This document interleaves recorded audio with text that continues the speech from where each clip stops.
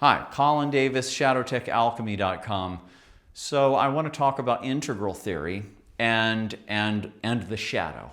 Okay, I'm going to put those two things together. Ken Wilber's integral theory and Carl Jung's theory of the shadow and how these need to come together. So if you don't know about integral theory, this is American philosopher Ken Wilber, and this is a systems theory, a meta theory that brings together many theories of the development of human consciousness and brings them together into one system, into one map. And so basically what this explains is that different societies, different cultures are at different stages of psychosocial consciousness, you could say. Right? And so you've got people that are living 3,000 years ago in Europe, and this is their worldview, or in Africa, and this is their worldview, or modern people in America, this is their worldview, or the postmoderns that really came up out of the 1960s, this is their worldview, and it maps out all these different worldviews and says these are their values, and this is how they think, and this is what they think truth is, and this is their lifestyle and all of that, and it maps out these different cultural holons, you could call it, different categories. Holon is an integral term, and so very, very important. It's really, really helpful to look at this map and go, oh, okay.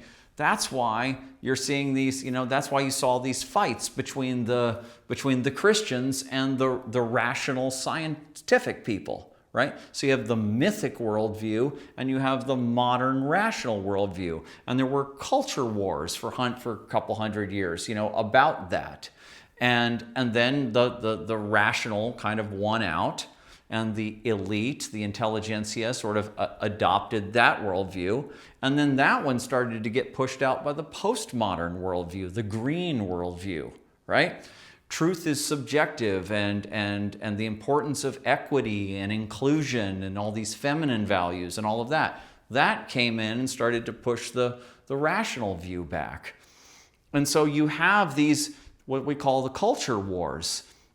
And these are not just ways of seeing the world, but they're ways of being, because there are different thoughts and feelings and inner states of being that accompany each of these different worldviews.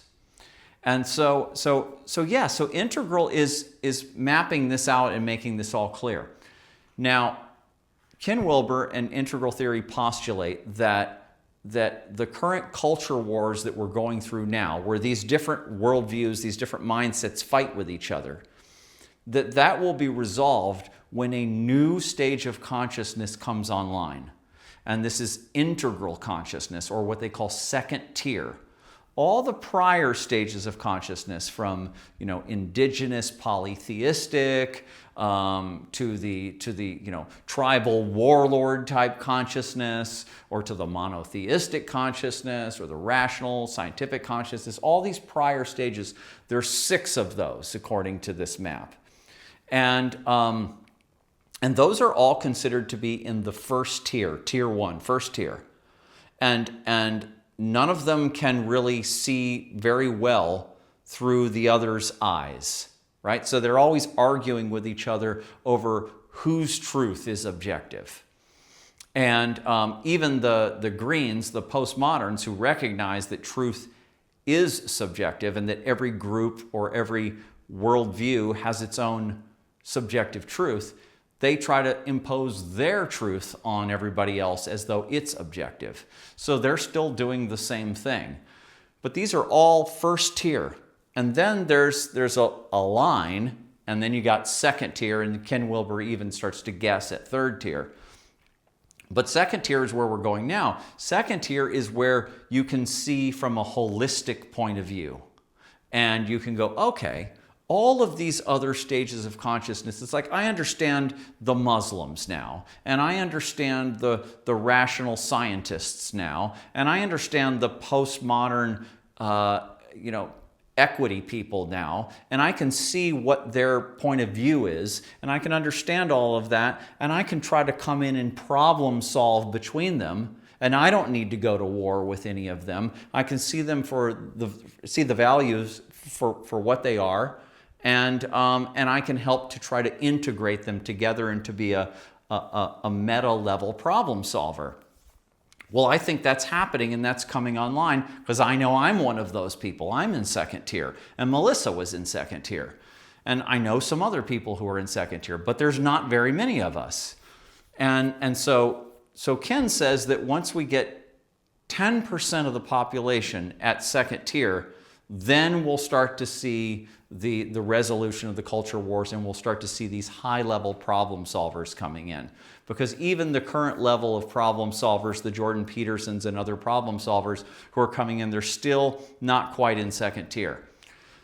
So I would say yes, that's true, that's happening, it's going to happen. But what I'm recognizing is because my expertise is in the shadow, the Jungian shadow. And so what I'm recognizing is that it doesn't really matter that much if you can think at second tier, if you can problem solve at second tier and go, okay, yeah, I see these different other prior systems and how they're working and all of that, and I can help mediate between them and stuff. Just because you can do that at that level doesn't mean that you're not going to periodically regress down to lower stages of consciousness because of your shadow material, because of your complexes that you have, right? And so if you are still holding on to a bunch of shadow material, and shadow material requires projection and displacement, it requires that, then you're not gonna be able to stay there in second tier, and you're gonna get sucked down to these lower levels, and you're not gonna be a very good problem solver. So to actually be at second tier, not just be able to think at second tier, but to be at second tier, you need to be more balanced internally, and you need to have a great deal of shadow awareness, and you need to have shadow work practices that you're doing so that you can see when you're getting sucked down to these lower stages, when you're projecting, when your complexes are taking you over, and you need to be working with that and talking about that and sharing your techniques with other people and being a shadow worker, right? So that's my theory, that's my claim, is that to really get to second tier, we need the shadow work to get into our way of life. Like Eric Neumann talks about in his book, Depth Psychology and a New Ethic. It needs to be a new ethic.